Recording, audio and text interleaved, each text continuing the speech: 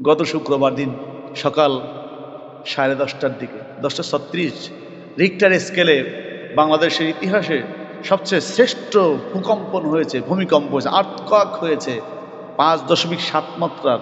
বন্ধুরা আমার, এই গজব কেন? হাদিসে আমার রাসূল বলছেন, যাহারাতিল আসাত ফিল মাসাজিদ, মানুষেরা যখন মসজিদে ঢুকবে, মসজিদে ঢুকে মসজিদে বড় বড় উঁচু কথা বলবে, বড় বড় শব্দে কথা বলবে, উঁচু উঁচু শব্দে কথা বলবে। মসজিদ কমিটি সভাপতি, সেক্রেটারি, মুতাওয়াল্লি যারা থাকবে তারা বড় বড় গলা বলে কথা বলবে, আর মুয়াজ্জিন সাহেব, ইমাম সাহেবকে, অন্যান্য খাদেমদেরকে ধমকাবে, জোরে জোরে কথা বলবে। যে কথা মসজিদে বলা জায়েজ নাই, হারাম হারাম হারাম, আমার আল্লাহ হারাম করে দিয়েছেন, সেই কথাগুলো মসজিদে অহংকার বশত তারা বলবে। আর এই কথাগুলো যখন মসজিদে বলবে, সঙ্গে সঙ্গে তাদের আমলগুলো বিপন্ন হয়ে যাবে, বিনষ্ট হয়ে যাবে। আর এটাও হচ্ছে দুনিয়াতে ভূমিকম্প আসার অন্যতম একটা কারণ। এটা আমার কথা, হাদিসের কথা। হাদিসটা হযরত আলী রাদিয়াল্লাহু তাআলা আনহু বর্ণনা করেছেন, তিরমিজি শরীফ হাদিসটা উল্লেখ করা হয়েছে। আমি হাদিসের কথাই বলছি, আমার কথা নয়।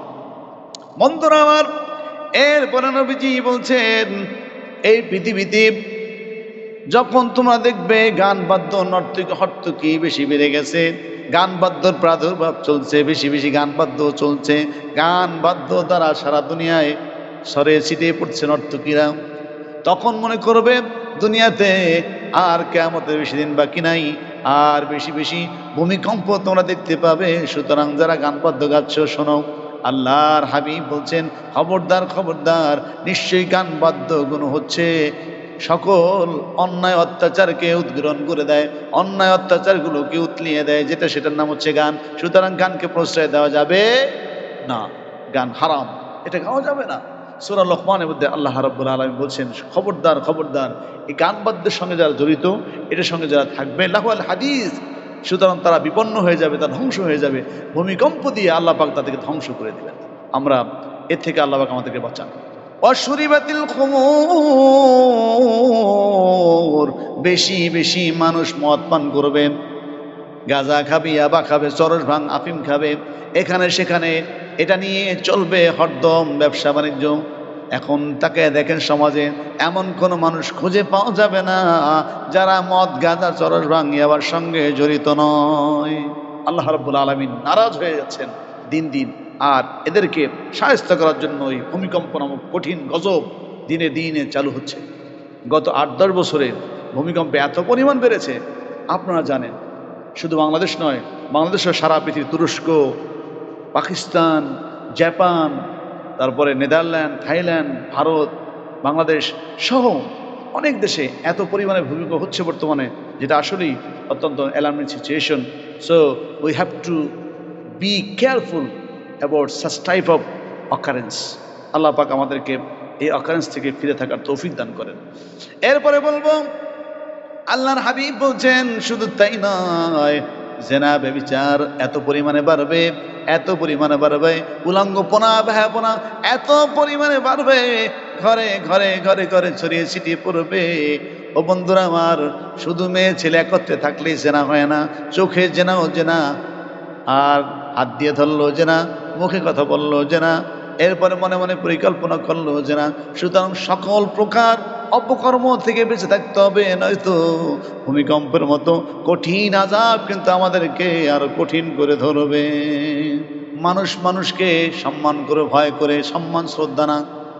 একজন অনিষ্ট থেকে বাঁচার জন্য আপনি যদি তাকে সালাম না দেন, সে আপনার ক্ষতি করতে পারে, সে আপনার বিপদ আনতে পারে, সে আপনাকে আরো বড় কিছু করতে পারে। এই জন্য আপনি তার ভয়ে তাকে সালাম দিবেন, কথা বলবেন, আদর করবেন। আসলে এটা কোনো সম্মানজনক সালাম নয়, এটা তাকে ভালোবেসে আদর করা নয়, তাকে ভালোবেসে কাছে টানা নয়, ভয়ের চোটে এই কাজগুলো করা। এখন মানুষ কিন্তু অনেক নেতা নেত্রীদেরকে সালাম দেয় খোঁজ খবর নেয় ভয়ের কারণে, নয়তো আল্লাহর বান্দা ক্ষতি করতে পারে। এই জন্য দেখলে আগে সালাম দেয়, আসসালামু আলাইকুম। আসলে এই সালামটা কিসের? এটা ভালোবাসার সালাম নয়, এটা তার ভয় থেকে, তার ক্ষতি থেকে, তার অনিষ্ট থেকে বাঁচার জন্য সালাম দেয়। অসাদাল কাবিলাতু ফাসিকুহুম, নবীজি এরপর বলছেন, শুধু তাই নয়, এমন সময় তোমাদের সামনে আসবে, দেখবা সমাজে সবচেয়ে নিকৃষ্ট লোকটা, সমাজে সবচেয়ে খারাপ মানুষটা, সমাজে সবচেয়ে বর্বর লোকটা, সমাজের বিচারক হয়ে গেছে, নেতা হয়ে গেছে, মাতব্বর হয়ে গেছে, এদেশে সংসদ সদস্য অতিথি চলে গেছে, মন্ত্রী পর্যন্ত হয়েছে, কলমের কোনো পণ নাই, শিক্ষা দীক্ষার খবর নাই, কিন্তু মন্ত্রিত্বর ঠেলায় বাসন নাই। নবীজি আমার বলছেন এখানে শেষ নয়, কওমের একান্ত নিকৃষ্ট লোকগুলো সমাজে অধিপতি হয়ে যাবে, কোটিপতি হয়ে যাবে, মাতুব্বার হয়ে যাবে, হোমরা চমড়া হয়ে যাবে।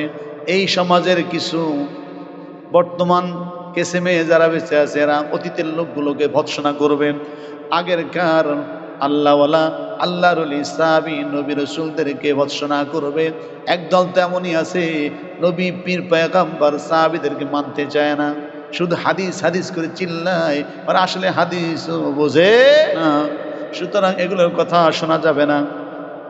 নবীজি আমার বলছেন এই সময় তোমরা খেয়াল করবে, আমার আল্লাহ রাব্বুল আলামিন, আমার আল্লাহর হাবিব বলছেন খবরদার খবরদার খবরদার, এই সময় যখন তোমাদের সামনে আসবে, এমন পরিস্থিতি তোমরা যখন দেখবে, এই সময় তোমরা অপেক্ষা করবে কখন যেন গরম গরম বাতাস বয়, আর আকাশ থেকে পাথর বৃষ্টি হয়, আর জমিন ধসে যায়, এখান দিয়ে সেখান দিয়ে ভূমিকম্পের জ্বালায়, ভূমিকম্পের চোটে জমিন ধসে যাবে, মানুষের রূপ পরিবর্তন হয়ে যাবে, চেহারা পরিবর্তন হয়ে যাবে, বেশি বেশি ঘরে ঘরে হিজড়া জন্ম নেবে। আল্লাহর হাবিব বলছেন এমনভাবে এই আযাব গজবগুলো আসবে, ভূমিকম্প একটার পর একটা এমনভাবে হবে, জলোচ্ছ্বাস একটার পর একটা এমনভাবে হবে, আইলা, ঘূর্ণিঝড়, সিডর, নার্গিস, এরপরে মহসিন, এমনভাবে আসবে একটার পর একটা, তোমরা দিশা করতে পারবে না, হাফ ছেড়ে বাঁচতে পারবে না। আল্লাহর হাবিব অন্য হাদিসের মধ্যে বলছেন তসবির একটা রশি যদি ছিঁড়ে যায়, মালার যদি রশি ছিঁড়ে যায়, একটার পর একটা কেমন করে টপ টপ করে যখন দানাগুলো একটার পর একটা পড়ে, আবার সমুদ্রের ঢেউ যখন বেশি প্রচণ্ড পরিমাণে আসতে শুরু করে, একটার পর একটা টপ টপ টপ টপ করে পড়ে, আবার রাত যখন মানুষদেরকে ঘিরে ধরে, সারা দুনিয়াটা অন্ধকার করে ফেলে, ঠিক এরকম আকাম কুকাম সমাজের মধ্যে যখন বেড়েই চলবে, তখন আল্লাহ রাব্বুল আলামিন এই দুনিয়ার জমিনে গজব আযাব দিয়া ধ্বংস করে দিবেন।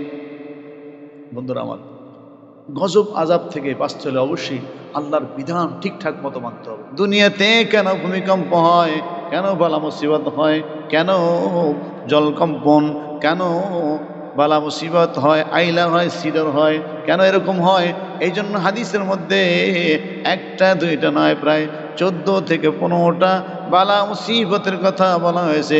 15টা কারণে এরকম সমস্যা সমাধান, এরকম সমস্যা ঘটে। আমার আল্লাহ পাকের রাসূল হাদিসের মধ্যে ফরমিয়েছেন, শোনো আমার উম্মতরা শোনো, ইযাত তুখিজাল ফাইউ দুয়ালান ওয়াজ যাকাতু মাগরামান আল আমানাতু মাগরামান। শোনো শোনো শোনো শোনো, দুনিয়াতে কি কারণে এরকম হয়, এক শোনো। এক নম্বর হচ্ছে যখন এই উম্মতেরা কি করবে, যাকাত দিবে না, আর মানুষ আমানতদারি রাখবে না, আর মানুষ মনে করবে যাকাত দেওয়াটা হচ্ছে একটা জরিমানা।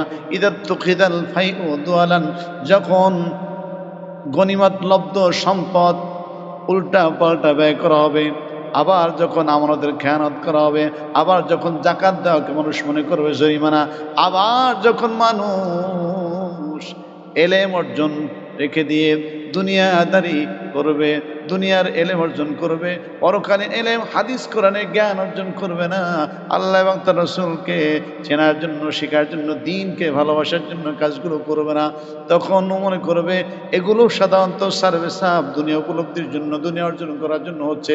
সুতরাং এটাও হচ্ছে একটা কিয়ামতের বিভীষিকাময় ওই আলামতের একটা আলামত, অর্থাৎ ভূমিকম্পের একটা আলামত। وأتى الرجل زوجته وعقمه أدنى صديقه أقصابه, যখন মানুষেরা বাপ মাকে ভালোবাসবে না, বাপ মার অনুসরণ করা ছাড়া শুধু স্ত্রী পরিবার পরিজনদেরকে নিয়ে চলবে, স্ত্রী কথা মতো চলবে, মাকে ভালোবাসবে না, স্ত্রী কথা মতো মাকে কষ্ট দেবে, বাবা কষ্ট দেবে, বন্ধু বান্ধব নিয়ে হাসি তামাশা মজাক করবে, কিন্তু বাবা আমাকে স্থান দিবে না, ভালোবাসবে না, ও আমার উম্মতরা জানবে সেই সময় কিন্তু সারা দুনিয়াতে আল্লাহ পাকের গজব হিসাবে ভূমিকম্প বেড়েই চলবে। ঠিক এখন ওই কথাই চলছে সারা দুনিয়াতে। আমাকে একজন মুসল্লি আমার আমার প্রিয় একজন ভাই সেদিন কেঁদে কেঁদে বলছে, হুজুর লেখাপড়া করে ছেলেটাকে মাস্টার্স পাস করিয়েছি, অনেক বড় চাকরি পেয়েছে, ভালো জায়গায় বিয়ে করেছে, স্ত্রী নিয়ে সন্তান নিয়ে, ছেলে জন্মদিন করে, স্ত্রী জন্মদিন করে, বড় বড় দাওয়াত দিয়ে সন্তান খাওয়ায় তার শ্বশুরকে, শাশুড়িকে, বন্ধু বান্ধবদেরকে। আমরা দুইজন বুড়া বুড়ি পাশের রুমে বসে আছি, কিন্তু সন্তান আমাদেরকে ডাকে না, আমাদের খোঁজ খবর নেয় না, আমাদের সাথে তারা সৌহার্দ্যপূর্ণ আচরণ করে না। হুজুর খাওয়া দাওয়া শেষ হয়ে গেল, বন্ধু বান্ধব যে যার রুম থেকে বের হয়ে গেল, গভীর রাত হয়েছে, সন্তান এখন পর্যন্ত আমাদের খাবার দেয় না। নবীজি তাই তো বলেছে, আমার উম্মত শোনো শোনো শোনো, আতার রাজুলু যাওজাতাহু আকা উম্মাহু ওয়া আদনা সাদিকাহু আকসাবাহু। বাবা আমাকে আদর করবে না, সম্মান করবে না, খোঁজ খবর নিবে না, বন্ধু বান্ধব, স্ত্রী পরিবার প্রয়োজন নিয়ে, শ্বশুর শাশুড়ি নিয়ে হই হাল্লা করে সময়টা কাটিয়ে দিবে। যার কারণে আমার আল্লাহর গজব দুনিয়া নাজিল হবে, আর দুনিয়াতে জলোচ্ছ্বাস, ভূমিকম্প আর বিভিন্ন ধরনের আইলা সিডর হয়ে তামাম দুনিয়াটা লন্ড ভন্ড করে ফেলবে। ইয়া আইয়ুহান নাসু তাকু রাব্বাকুমুল্লাযী খালাকাকুম يا أيها الناس اتقوا ربكم إن زلزلة الساعة شيء عظيم يوم ترونها تذهل كل مرضعة عما أرضعت وتضع كل ذات حمل حملها وترى الناس سكارى وما هم بسكارى